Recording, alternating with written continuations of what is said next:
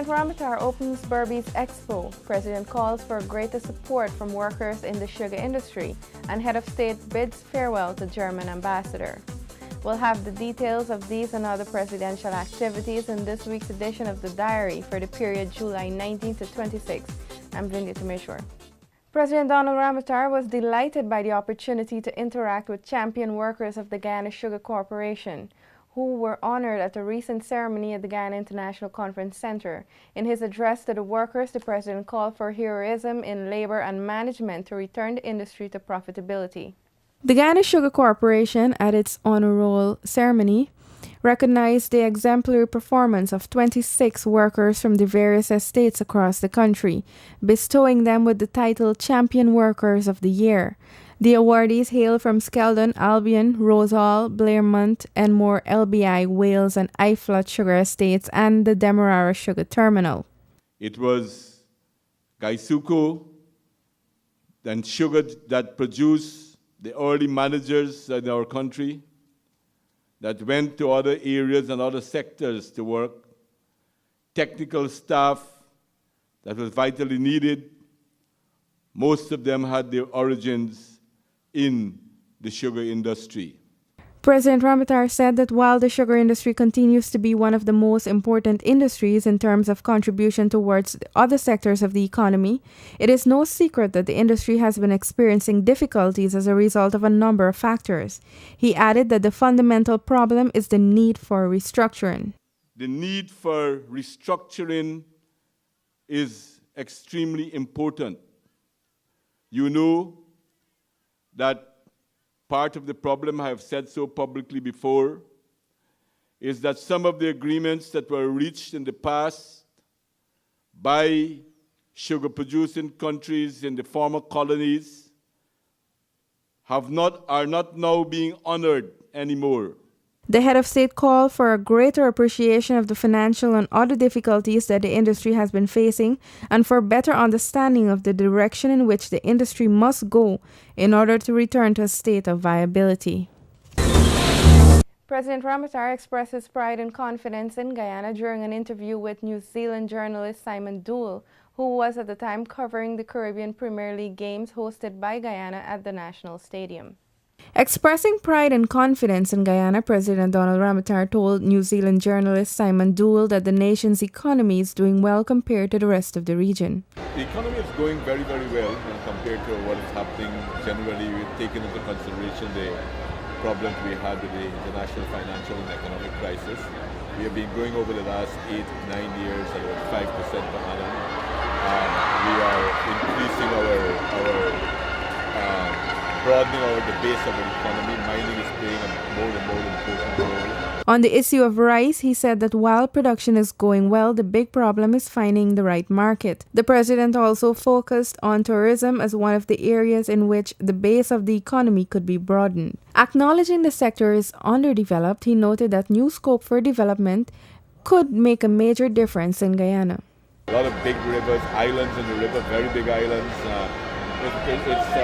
It's really great at this point in time. So we are trying to develop all of these industries. And another area that some of you will probably see yourself traveling around the country. One of the things we have to develop our infrastructure. Pointing also to Guyana's many large rivers and islands, President Ramatar stated that while the administration is trying to develop all of the industries, one of the key aspects of development targets infrastructure, which is vital. The head of state accorded a warm welcome during a courtesy call to the producer and a few cast members of the movie Forgotten Promise, the latest in a number of films produced by Guyanese Mahadev Shivraj. Shivraj was accompanied by promoter and fellow cast member Niaz Subban and Tonya Singh. President Ramatar commended the producer and cast and wished them well on the screening of the movie, which is scheduled for July 26 and 27 at the National Cultural Center. The president was presented with a compact disc of songs featured in the movie, all of which were sung by local artists. You're watching The Diary, where we have been recapping the highlights of the president's weekly activities. More after the break. In an effort to respond more promptly to citizens, the Home Affairs Ministry has launched an online crime reporting system which allows citizens who possess or have access to cell phones, computers, or other devices with internet connections to report criminal activities. Citizens can get instant access to security personnel on BlackBerry Messenger via 280-4E429. Reports of corruption can also be made on www.ipaythebribe.com. These reports can be made anonymously. In an effort to better their lives, more than 42,000 pensioners are currently enjoying a 25% increase in their pension. This is in addition to the waiver of the Guyana Water Incorporated's bill. And in another attempt to enhance their lives, over 8,500 pensioners are benefiting from $20,000 subsidy yearly towards their electricity bills with the Guyana Power and Light Incorporated. The modernization of the Justice Administration System, the MJAS project, has been completed through a loan from the Inter-American Development Bank. Achievements made under the project include amended and new laws, training for personnel within the sector, reduction of the severe case backlog, the refurbishing of courts, increased numbers of judicial officers and training, publication of law reports and their indices online, the establishment of a DPP office in Berbice, computerization of several connected systems, among other aspects. Guyana is set to achieve the goal set by the United Nations Children's Fund UNICEF of universal birth registration by 2015. The General Register Office has launched an intensive campaign. It has decentralized its services to specifically cater to the needs of residents living in the interior location. Bedside registration is also done in several public hospitals. There are now 200 registration centers operating in 10 regions. Citizens are urged to ensure that all births are registered. On July 23, German ambassador to Guyana, Stefan Schluter, whose tenure has come to an end, bid a farewell visit to the president. Ambassador Schluter was resident in Trinidad and Tobago, where he served as ambassador for 10 countries. Ambassador Schluter said that during his term of office, he tried to have a presence in every country of his jurisdiction at least once or twice per year. However, as a result of the extensive bilateral program between the governments of Guyana and Germany, he has been visiting Guyana at least 4 to 5 times annually. We have a financial support for years now to support the efforts here of the tropical forest conservation. So we have the protection there. We have the protected areas program, which we support. Actually, I just opened together with the Prime Minister the house that houses the offices of the protected areas agency here, the Schomburg House, which is named after a German explorer who traveled extensively here in Guyana in the 1980s, and we have quite a number of bilateral programs, but also through CARICOM. We have a renewable energy program in St. Lucia, which is working all over, and I'm very happy to say we have now also 2 German experts on the ground at the CARICOM Secretariat who are working here in Georgetown. The ambassador arrived in the region in 2010 and presented his letters of credence to former President Barajaglio. He developed and maintained a very cordial relations with President Ramotar, who took office in December 2011. At the invitation of the director of the Institute of Applied Science and Technology, President Ramotar visited the facility on July 24, much to the appreciation of the staff. He was given a first-hand look at the various projects undertaken by the Institute, which ranges from the production of food, oils, and even building materials. The President was accompanied by Minister of Housing and Water Irfan Ali and General Secretary of the Rice Producers Association Dharam Kumar Siraj.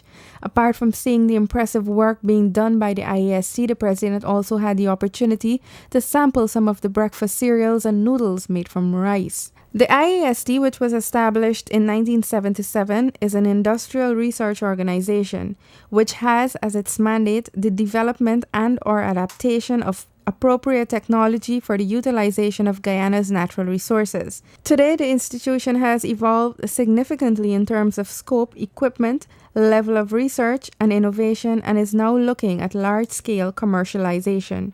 The work that I've seen that they're doing, it's very commendable.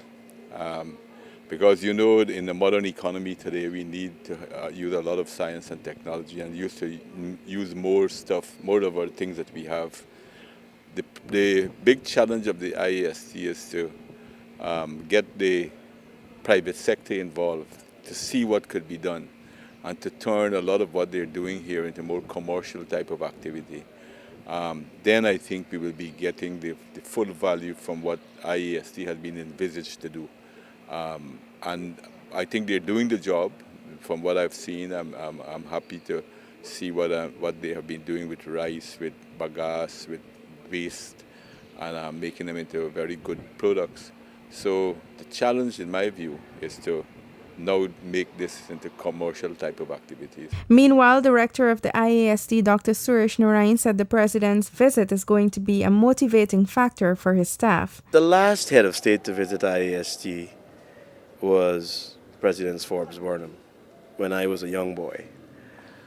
So we're delighted to host the head of state at the Institute, and I think it underscores the importance that our evolving economy places on the use of science and technology for development.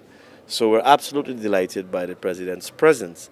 What is perhaps even more cause for enthusiasm is the fact that he was fully engaged in everything we had to show him.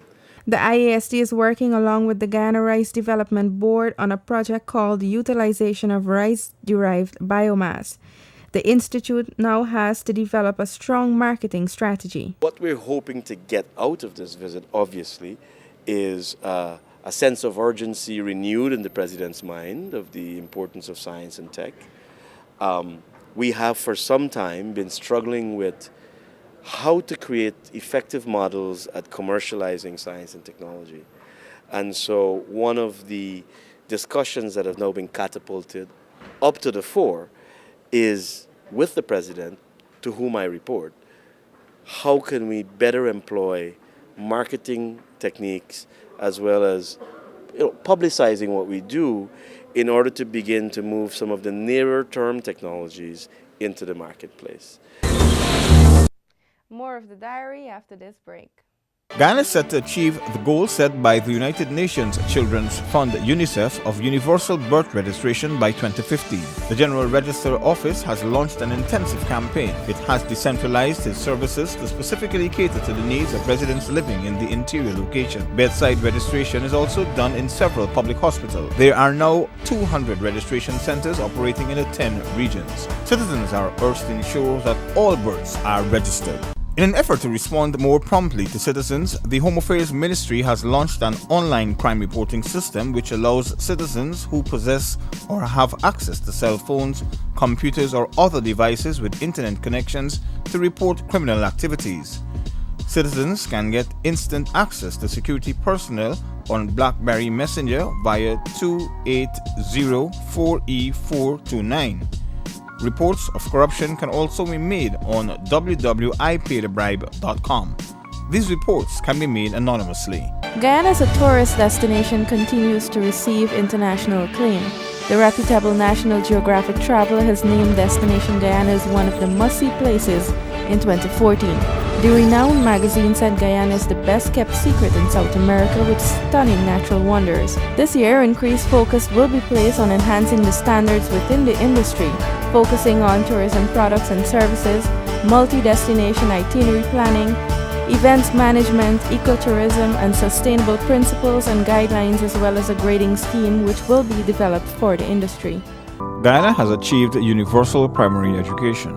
The focus is now on achieving universal secondary education by 2016. This has already been achieved in some regions, but more work has to be done in regions 1, 7, 8, and 9. There are plans to build and extend more schools with the intent that every single child of secondary age will be able to access a 5-year secondary education program in each region.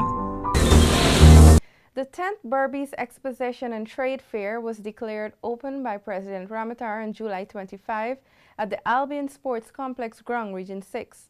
The theme chosen for this year's event is Exploiting Science and Technology for Economic Development. In his opening remarks at the ceremony, the President noted the timeliness and importance of the theme under which the expo was being held. These are important events in the whole process of developing our country's economy in particular.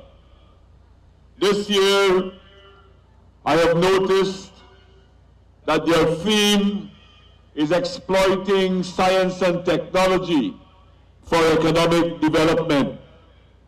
And that is very, very timely and coincides completely with the vision of government of how our country should develop. According to President Ramotar, science and technology is important for the economic progress of any country. The head of state noted that for too long Guyana was kept as a raw material producing country. However, it is only because of the characteristics of sugar that the current administration saw it necessary to develop the industry and factories. That is why for almost 400 years, all we produced was raw sugar in our country. And only after 1992 have we started the process of transforming our industry. The president also used the opportunity to call on Barbadians to unite and let their voices be heard on issues that will stymie progress and will have negative impacts on their livelihood. He spoke of the obstacles to progress as a result of the opposition's position to the anti-money laundering bill and many other developmental projects. That is a deliberate ploy by those who believe, who harbor the idea that if they can make things bad in their country economically, that they can make things better for themselves politically. But they are prepared to sacrifice the welfare of the ordinary man in the hope that they can make some political gains and political benefits.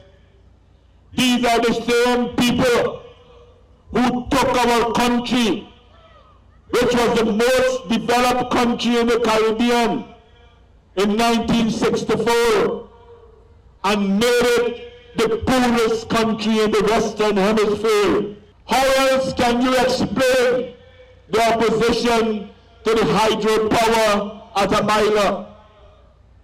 Or how else can you explain the fact that they're opposed to a specialty hospital to cure people from cancer, from heart diseases, to make it affordable for the ordinary man? Or how do they expect us to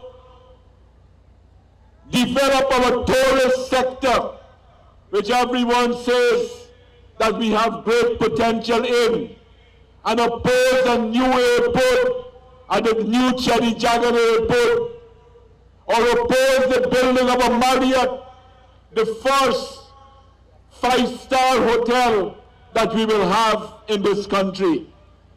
Therefore, I want to say to you that these are obstacles that we together, you and I, that we can overcome. Meanwhile, after declaring the expo open, President Ramotar took time to interact with exhibitors and persons attending the event. Exhibitors participating in this year's trade fair are drawn from the manufacturing sector and agriculture industries, among others. That's all we have for you in this week's diary, but before we go, these were some of the highlights. President Ramotar opens Berbice Expo. President calls for greater support from sugar workers, and Head of State bids farewell to German ambassador. Do join us again next week for another program when we will bring you more of the President's activities. Thank you for watching.